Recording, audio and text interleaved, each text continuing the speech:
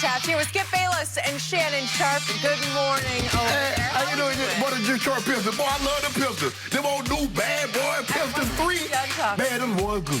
Riled up. All I know is, I promise, this is the last day you have to talk about the true GOAT, Tom Brady, at least until tomorrow. I thought Jeremy Grant was the GOAT. Yeah. He didn't go no more? Yeah, I have a feeling that Is that all you our got? GOAT, Tom Brady, all you will be got? talked about today, tomorrow, the next day, Yeah, exactly. and plenty Yeah. more months ahead. We're going to begin the show, guys, by talking about some news coming out of Dallas, because Mavs owner Mark Cuban confirmed that he has directed the franchise to no longer play the national anthem before home games in Dallas this season. Despite never officially announcing the change in policy, the Mavericks haven't played the anthem in their 13 preseason and regular season games this year, and they also have no plans to resume the tradition in the future. Cuban consulted with Commissioner Adam Silver on the decision, and no players, coaches, or staffers have mentioned the change, according to a team source. So, Shannon, are you okay with Cuban's decision here? I'm perfectly fine with the decision. And guess what, Skip? No one even noticed it till a reporter brought it to everyone's attention, and now everybody seemed to be outraged. Skip, we got to stop with this notion that gestures and symbols is a form of patriotism. Actions, deeds make you a patriot. Just because you fly the flag over your house doesn't make you a patriot. Just because you drink Budweiser doesn't make you a patriot. I'm sure those people that went up on January the 6th, Skip, on the Capitol, I'm sure they consider themselves patriots. And some of those guys were police officers, men and women. Some were in the military, men and women. That doesn't make you a patriot. Skip, guess what?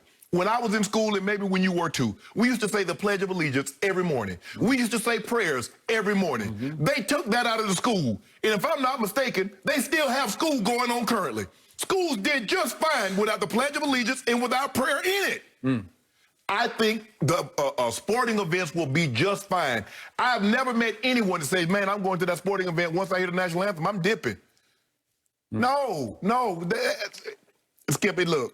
And plus the anthem, what we found out, we've become a lot more politicized, and it's no more, you choose a side here or there. There's no more straddling the fence. Skip, the anthem, over the last 4 or 5 years, we see that it means a lot of different things to a lot of people. And some people, it's their ethos. It's their code. They believe in it. And some people like, nah, after listening to it and the guy that wrote it and what he was writing it for, nah, I want no part of that. And that's okay, Skip. We got to stop thinking, well, everybody plays at all sporting events. Casual Friday is not the law of the land. It's up to your employer, Skip. If he says, I want you in a shirt and tie, or I want you in a nice outfit for the women, guess what? You better not show up there with an unbuttoned shirt and some khakis on. Yeah. So the the national anthem is not the law of the land. And I love that Adam Silver left it up to Mark Cuban. He says, if you want to play it, play it. If you don't want to play it, play it. It is not the law of the land of a sporting event. It should be left up to the franchise that says we want to or we do not want to. But I do not have a problem with it. Mark Cuban he's very looking. The one thing I know after following Mark Cuban, Skip, I've never met him, but following him on social media and listening to him talk on a lot of talk shows, he's very thoughtful. This was no I'm just taking this out. He put a lot of thought into this decision.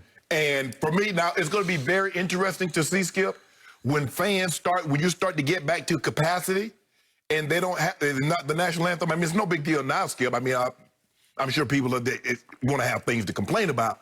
But when you don't really have, the only thing you have is like front office people and the teams in the building. Once you start getting 15, 20,000 fans, it's going to be interesting to see how this plays out. But I do not have a problem with Mark Cuban or any franchise not playing the national anthem at the start of a game. Okay.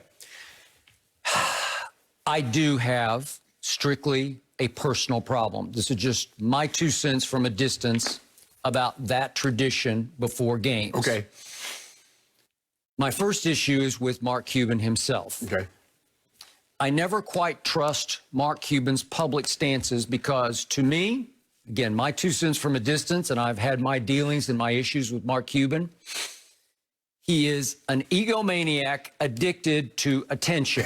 And he knows full well this will create a firestorm of national controversy that will surround Mark Cuban with more and more attention. Okay. And by the way, just for the record, I have issued an open invitation to Mark to come sit here. Obviously, we can't have him in studio at this moment. To come virtually on the show anytime, anytime, wide open. And I have not heard back from Mark Cuban about that open invitation. It seems to me that Mark Cuban got caught in a crossfire between his players who wanted to kneel for the anthem, great, and probably some of his sponsors who are still a little squeamish about players kneeling for the anthem. Correct. He is in the state of Texas. It is more of a right-wing state, as you well know. Of course. And obviously, you can't win that. You can't make everybody happy with how they respond to the anthem. Correct. And to me, he finally said, okay, I give up. I'll just do away with the anthem before our games, before our home games. We don't have to worry about kneeling. Okay? You just take it out of play. Right. To me, it's a trial balloon to see how both sides respond, or the world in general, the country in general responds. And he did later last night email the Washington Post that that the athletics initial report is not accurate, that it's not a done deal yet, that he's still thinking about whether to sustain this principle of this position of no anthem. Right. So it's still not finished yet. Right. Pending. Okay. Just for the record, I go back to my days in Dallas. Donald Carter originally bought the Mavericks when they were an expansion team, and he was definitely right-wing Christian, and he wanted to go with God Bless America before every game in place of the national anthem, the Star-Spangled Banner. So for the first 16 years of the franchise, they went with God Bless America. Now back to your prayer in public school, okay, which was finally said, people said no. Okay, so that went on for 16 years until H. Ross Perot, you remember Ross Perot? I do remember president. Yes. Bought the team, and for the next 4 years, he went back to the Star-Spangled Banner. And then Mark Cuban took over in 2000 and continued with the tradition, obviously, the Star-Spangled Banner. Okay, now this is just, again, me personally, playing that song before any sports event became, for years and years, decades and decades, centuries, a backbone tradition of this country. It was a uniting bond for a country that, as I've said to you 1,000 times on the show, we still have deep problems, obviously, especially when it comes to racial justice facing this country. But I do still believe it's the greatest country in the world. That's just me. Yeah. You can choose to look at it however you want to look at it.